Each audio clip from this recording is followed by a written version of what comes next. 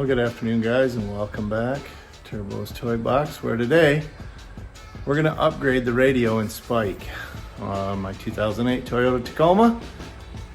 So, as much as I love driving this little truck, with the manual transmission, it's obviously kind of a pain if you're trying to use the, somebody calls you or something. So, I wanted a radio that had like hands-free Bluetooth.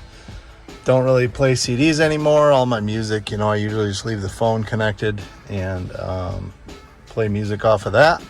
Also wanted to be able to have something that had the USB import so that I can use the iPad for off-road navigation and music and stuff. So typically I use RAM mount stuff like what you see here for holding the phone, and or I've got some other mounts, a slide mount that you can mount the iPad in.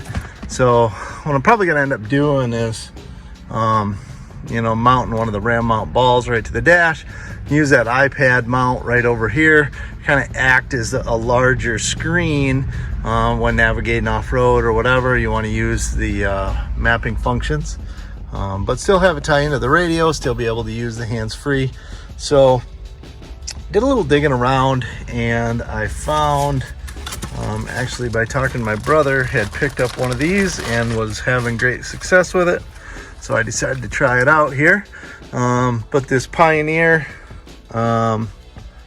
it's not, you can't play a CD in it. It's, strictly kind of a radio, but it does have the USB input in the front, Bluetooth hands-free capability for utilizing the phone, single DIN mount. But obviously Toyota went and did this big integrated radio looking thing. So we got online and picked up, one of the Scotch or whatever, however you say it, mounting panels. So we're going to put one of these in here with this mount radio, and it's got like a little pocket for down here and stuff. So that's what I'm up to today. Follow along if you'd like. But so far, I know there's some fasteners up underneath the radio that hold it, so we got to pull this panel out, which is simply a matter of getting in behind it and prying it forward. And then there's like some 10mm screws that are going up underneath there. So we'll see if we can get this thing popped apart here.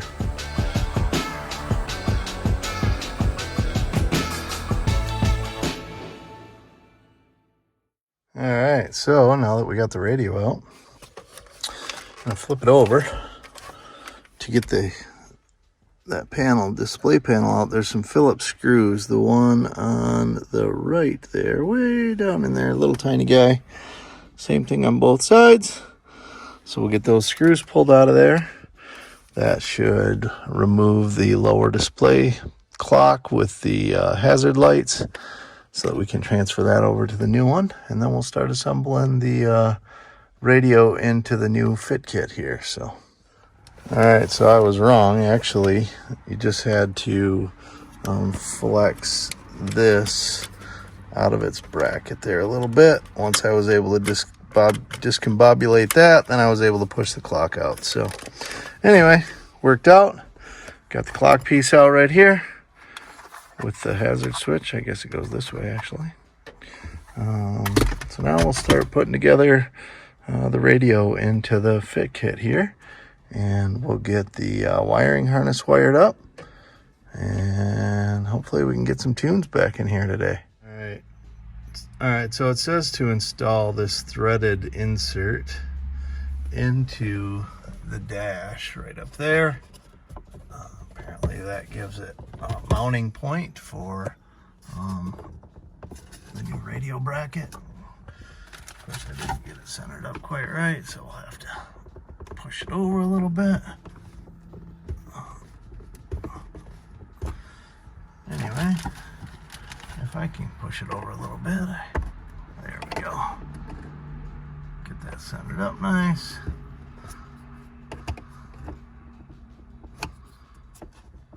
So we get that insert snapped into there, and then we'll start putting this bracketry on the back together. But yeah, looks like the radio housing will go in there. See what else is next. Okay, so the way the fit kit was, there was some flashing on the edge here that I had to use my utility knife and kind of trim away to get the clock stuff to fit up in here halfway decent. I have it locked down in, and the screw holes still don't line up really well. You're gonna have to kind of push on it and pry on it as you line the screws up, but that'll get that pocket installed. We'll get those screws screwed into there, and then see what's next. Okay, so we've slid the installation pocket off of the radio that we're putting in, and we just kind of slid that into place. I have not bent the tabs to hold it yet. First, I was going to make sure that these brackets go on and that they're not going to be obstructing us in any way. So the brackets, which kind of mimic the bottom of the factory metal radio bracket, it's got a little flashing on it there. Again, took my utility knife, kind of cleaned that up, and then it slides onto the pocket and locks into place like that. And they provide you with screws to screw that there and hold it into place. So we'll get those done, and then we'll bend these tabs out nice and tight, make sure that sleeve isn't going to go anywhere. And then I need to get the wiring done. So we've got the harness that came with the installation kit, and then I have the harness that came with the radio, and we'll get those two connected together and keep plugging away. Okay, so I got my tabs bent out, I got my installation sleeve mounted, and I got my brackets all screwed into place. It is important to note there are two different size screws that come in the kit. There are these ones with the larger head to them, and then the ones for the heater control actually have like a smaller head. So make sure you do use the screws in the right positions. So now that we got that stuff done, now we can move towards getting the wiring stuff handled. All right, so got the wiring harness all connected. This is the end that plugs into the back of the Pioneer radio. These are the ends that plug into the factory Toyota loom. But yeah, that's the aftermarket's kind of got it all figured out. Everything's color to color. The only thing coming out of the factory Toyota radio loom, this truck does not have a power antenna, which would typically be this wire here. And the radio does not use the factory dash light dimming function, which is this wire here. However, coming out of the radio side, or out of the Pioneer radio, it does have the provisions for a power antenna wire, which turns on as soon as the radio is keyed on. We're going to utilize that output function to power an aftermarket amplifier, to put some subwoofers in here at a future date. So I went ahead and put a connector on there, and we'll probably go ahead and run those wires while we got it out. We'll get the remote turn on lead ran and stuff, but for now it's kind of where we're at. We'll get the see if we can get that wire loomed in, and then we can get the radio plugged in and see what happens. Oh, also this radio does have a microphone for the Bluetooth function, and that wired microphone came with it, which plugs into the back of the radio, and we're gonna have to run that and figure out where we want it. I'm thinking I'm probably gonna pull the dash plastics around and kind of clip it right under the dashboard right here in front of the steering wheel. It's kind of in direct line of the driver's voice, and we won't have to run the wire a super long distance or anywhere weird. We can just kind of go from one spot to the other right in the dashboard. So hopefully that works out.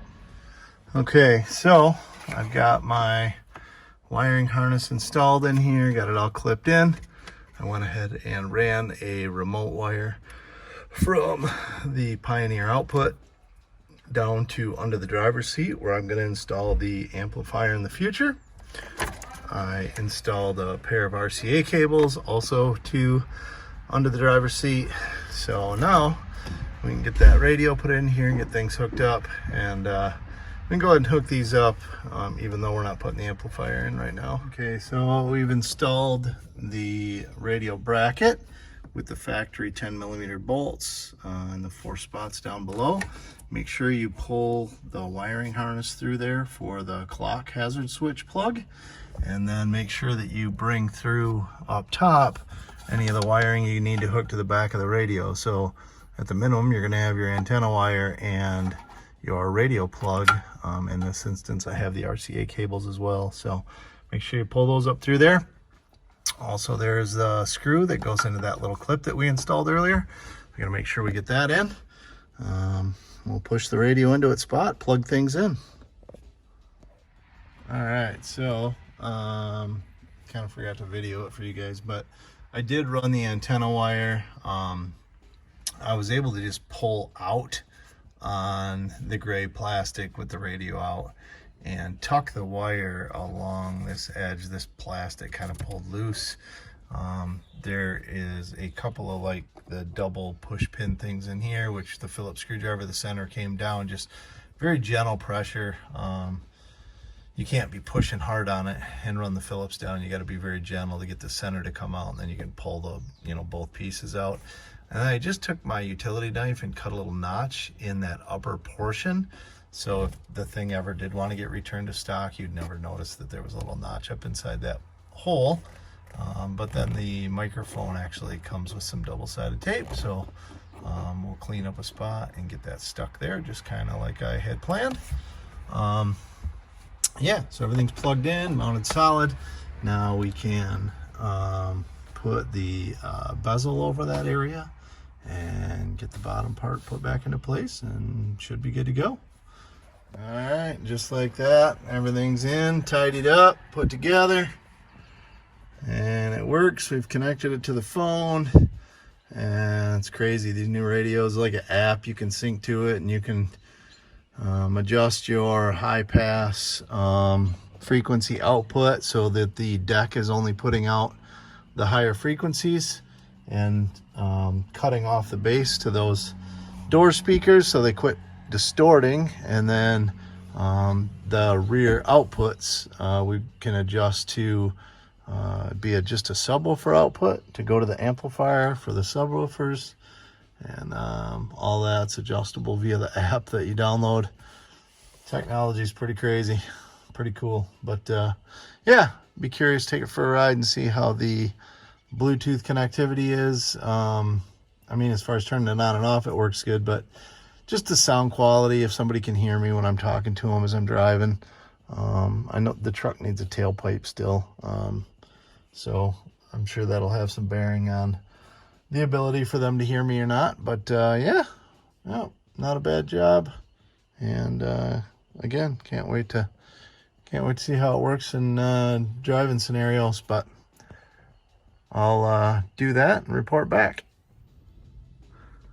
So all in all, after a few days driving, I think this was a super good value for the money. It works good. The Bluetooth connectivity is good. It is slightly annoying. You gotta like hit some OK thing on the screen of your phone every time. Or maybe you don't have to, and I just do it because it pops up, I guess. Yeah,